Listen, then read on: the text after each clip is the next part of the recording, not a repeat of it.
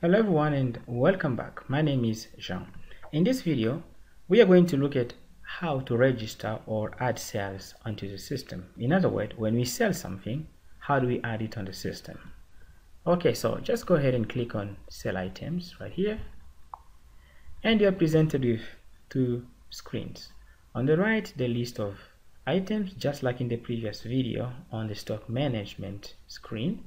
So here you can do the same thing. For example, if you're selling rice, just start with R, and then you have I, and then it gives you everything that has RI, and that is of course rice brown and rice white, and then you also have margarine because it has RI as well.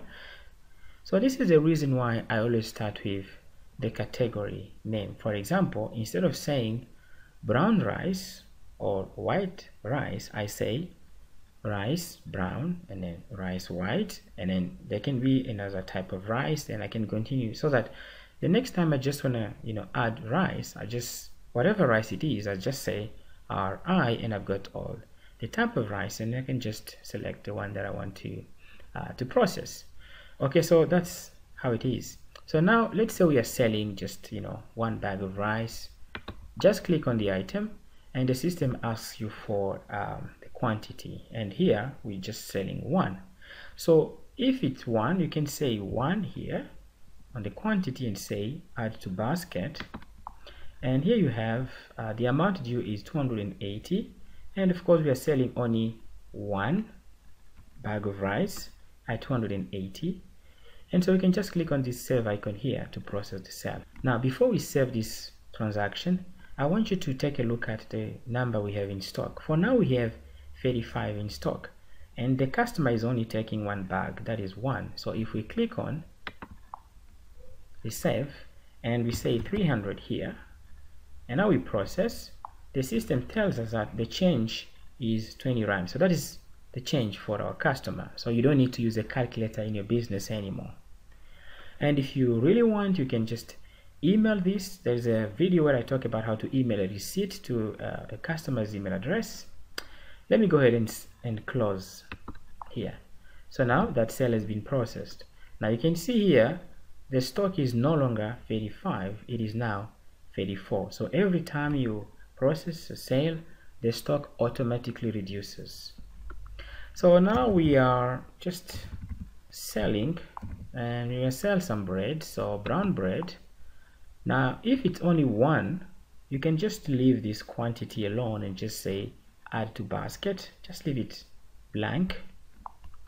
Okay, and now you have 18 there, it's fine. The system knows if you leave it, it means it's only one. Let's add 5 white breads here. So now we have 5 white breads. The system takes care of adding up for us. And the next item we're going to add is soap. Okay, so soap detox, and we're going to say 4, and again the system does all the sum for us. And now we're going to also buy just 2 Protex, and then you can see we have all the numbers added for us, and that is the amount due by the customer. Okay, so now let us add the razor blade as well, just 1. Okay, so now all these numbers here, all these stock numbers, when we finish this transaction,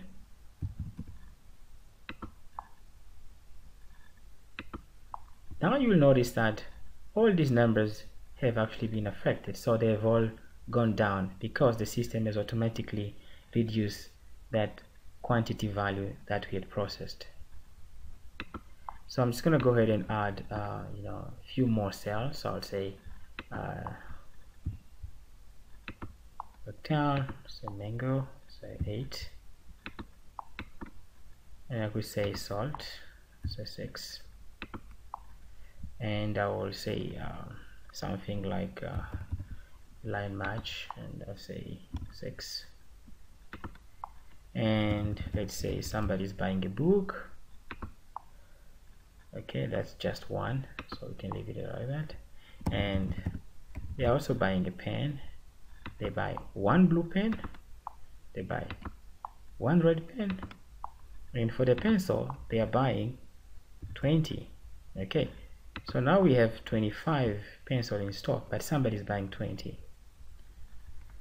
Okay, so I can just process this, and I'll say okay, this is the amount that they are giving, and now you can see the change is 278 for our customer. And now you can see that for the pencil we are only left with 5. Now for the red pen we only left with 39. So the system has gone ahead and reduced by the quantity value that we have provided. Okay, so I'm also gonna say they are buying this, and 5. We have 13 so long, that is for the pen black ABC, and they're paying 50, so their change is 20 rand, and now we have 8 left in stock. So let us process the last sale. I'll say water. They're buying 5 bottles of 1 liter water, and then whiteboard markers, they are buying 6. Okay, so I can go ahead and save, and that's it. Okay, so that's really how it is, and how easy I think it is to process the sale or to add your sales. Now, what if the customer has changed their mind? Let's say they are buying, okay, these items, okay, and now they look at the bill and say, look, I don't have all this money, can you please remove some items? And then you say, what do you want to remove? They want soap products to go. Just click on it, and are you sure you want to remove this? Say yes, and you can see it gone, and the price has gone down again.